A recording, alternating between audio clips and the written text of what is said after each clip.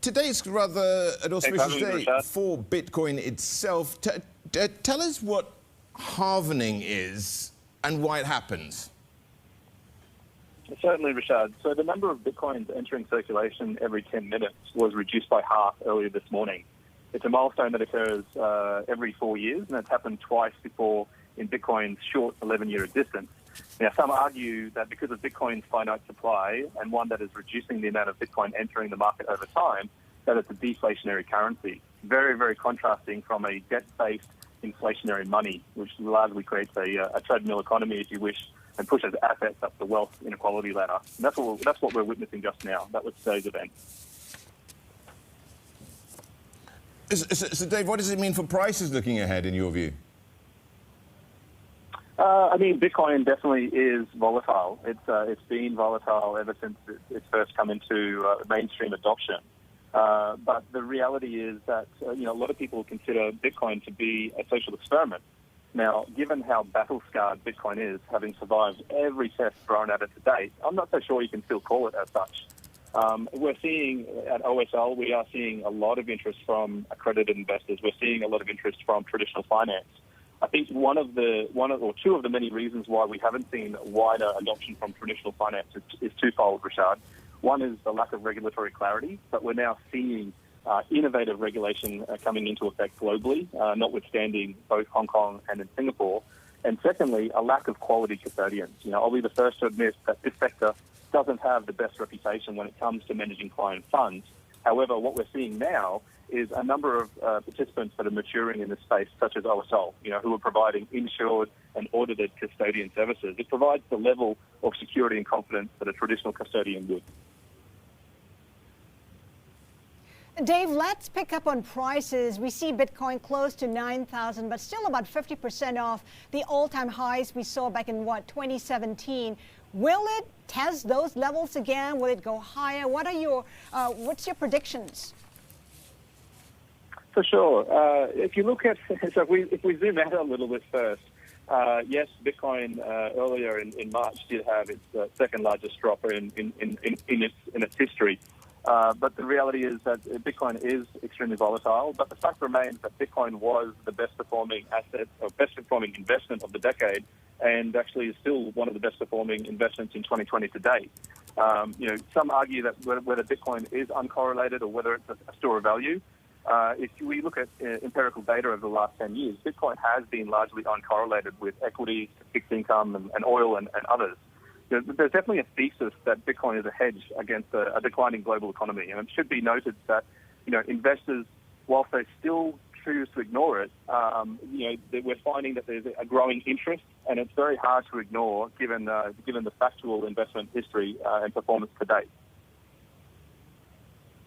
But there are lots of non-believers out there. We have Nouriel Roubini, possibly among the biggest non-believers.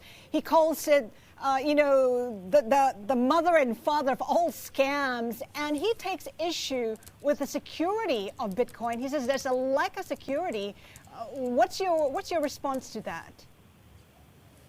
Yeah, I mean, there's a lot of Bitcoin naysayers, and there will continue to be so for some time. I mean, in the same way, technology has changed over time, whether it be newspapers, cassette tapes, fax machines, bonded couriers. The reality is that everything in our society, from commerce to entertainment, is going digital. And so in the same way society already maintains digital value with their online presence, their social media accounts, society will have to also consider having a digital store of value such as Bitcoin. And given the unprecedented quantitative easing that we're enduring right now, what we're seeing at OSL is that professional investors are much more open to consider alternatives to government-issued currencies, especially now that the money machines are printing what appears to be an endless amount of money. Dave, obviously, we mentioned the COVID world we live in at the moment, and digital currencies and digital wallets, which some people are moving in that direction, but they throw up a whole load of privacy concerns. How do you assuage those? They're talking about what concerns, sorry, Rishaad? People having digital wallets, how that affects your privacy, and how do you assuage the impact that has on those very concerns? For sure, Rishaad. So thank you. I mean, it's a good question. I mean, if we talk about central bank digital currencies, every major central bank has been looking into digital currencies for years. However, given the recent news and trials of the DCEP program in China, it has certainly expedited efforts to get to market as quickly as possible. And I'll admit that with some of the government-issued digital currencies, there are privacy concerns. But the fact of the matter remains is that cash is dead. And all of these digital currency initiatives will very likely pave the way for wider acceptance of non-government-issued digital currencies such as Bitcoin. To quote recently Paul Tudor-Jones, he said the most compelling argument for owning Bitcoin is the coming digitization of currency everywhere, and that it's been accelerated by COVID-19. There are a growing number of well-respected traditional investors that are moving into this asset class. Bitcoin is a real thing. But Dave, tell me, most currencies that we have anyway are fiat currencies. This is just another fiat currency, surely.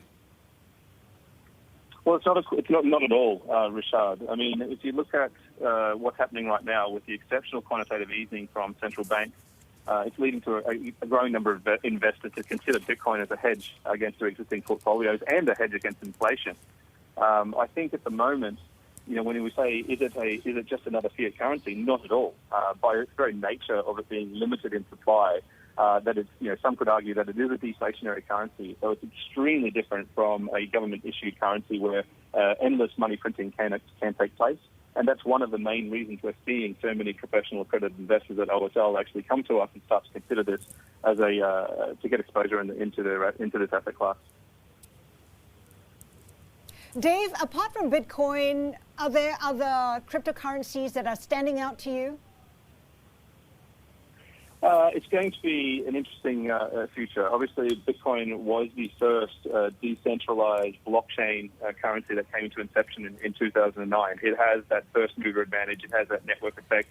It has been the most battle-hardened and proven cryptocurrency of its time. Where we go for in the future, me personally, I think Bitcoin will still hold that title for some time. Whether it holds it forever, I probably won't go on the record for saying that.